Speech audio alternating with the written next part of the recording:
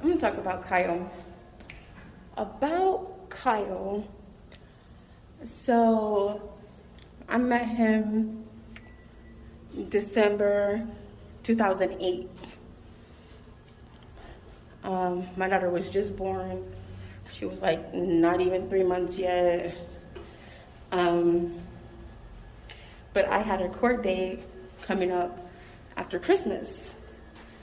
And like a week before Christmas is one of my very good friends' birthdays.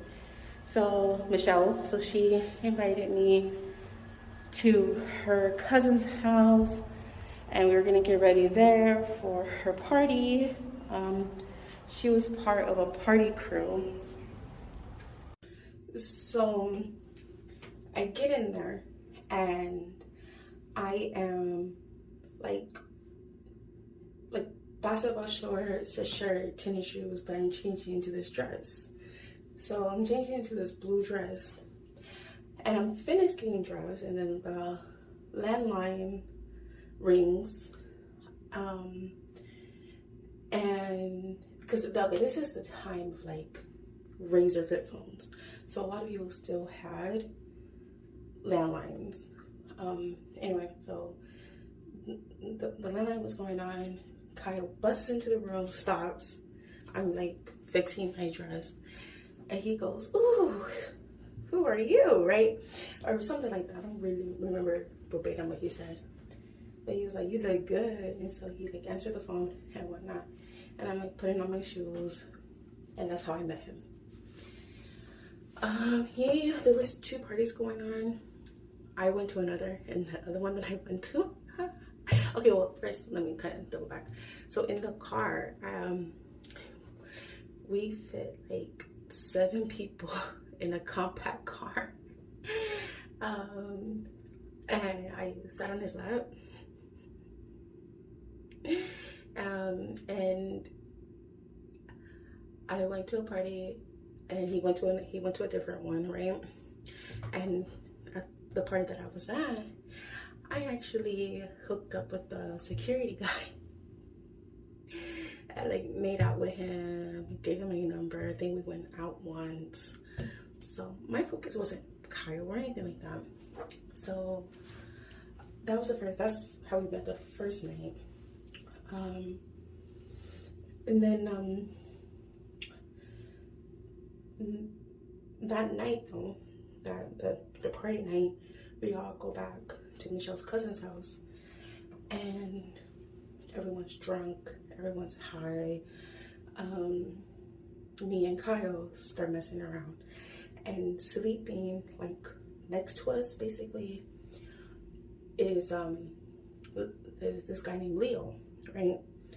And Leo is high and drunk, and I'm fooling around with Kyle. We're fooling around, and Leo just joins it. My first ever threesome, right? It was cool. I ain't gonna knock it. It was cool, right? But my focus was Kyle or the security guy. Like, Leo was never like on my radar. That was never a thing, right? Okay, so then,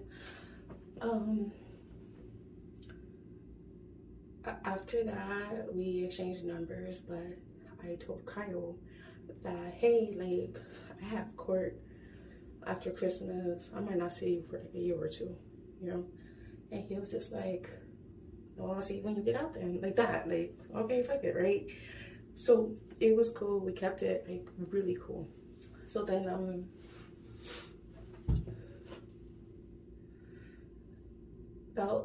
I was like 19 now.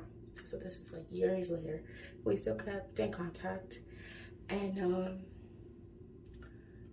at some point, because I didn't see it was a Facebook message that one of Michelle's friends had sent me on Facebook.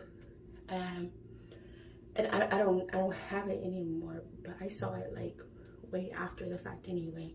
But she was trying to warn me about Kyle, and I didn't listen. I didn't even know, you know, but she did try to warn me, so I'll give her that credit. And so then where was I living? I'm pretty sure I was homeless during this time. I was like bouncing around. The timeline at this point, where was I? Okay, where I was living at that point, I don't remember. At a second, hopefully I will remember. And so at some point, Kyle and I would get back in contact, and we start talking all day, every day type of thing. And he's in Arizona. So I go to Arizona to see him with a suitcase full of clothes and shoes and stuff. He had a roommate in Arizona. I met her, as an older lady. He had worked at he was working at Starbucks. He was interested in welding, and he was starting that process. And that was a fun little trip. Me, him, and his family member went to the lake with her kids. That was fine. And him and his friends dropped me off at I took the Greyhound. Because at that point, I had never been on a flight, and I think I was just scared to fly, which I should have just flown. But I took the Greyhound. And it took me to the Greyhound station. I had lost my wallet while in Arizona. And I didn't have an ID on me. I didn't have nothing on me. And by the grace of God, I don't know how, but I freaking end up getting on the Greyhound. The guy is like, oh, what's in LA? And I was like, my life. Because I was able to print out the ticket, but I didn't have an ID on me. I had like no money, like nothing, right? And Kyle probably gave me like $10. I doubt it also, because I remember Western Union needing him money for his rent. This just dumb bitch, you see? Like, that's why I don't be doing shit, because I've done it. Like, it don't work. It's fucking stupid. So yeah, I come from Arizona.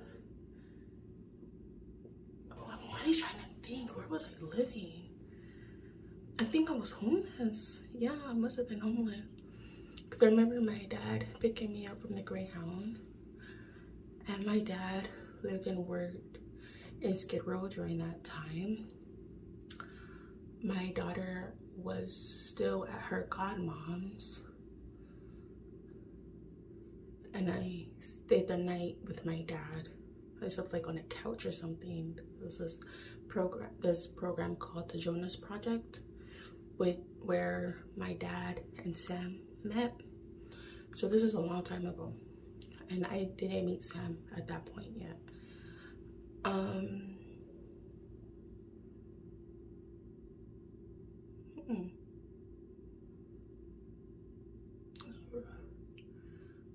But I didn't stay long living over there.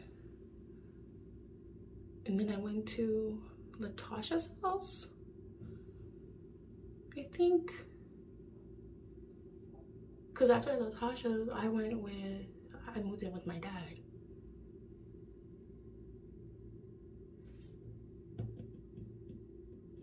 I think so. I don't know. I don't really remember that. And so then Kyle and I were still, I guess, together. I guess not. One day I called him, and some girl answered the phone, and then I never heard from him. I never heard from him again. And then later on, Michelle told me that the last time she saw him, he was on drugs, screaming at a wall. So I have no idea.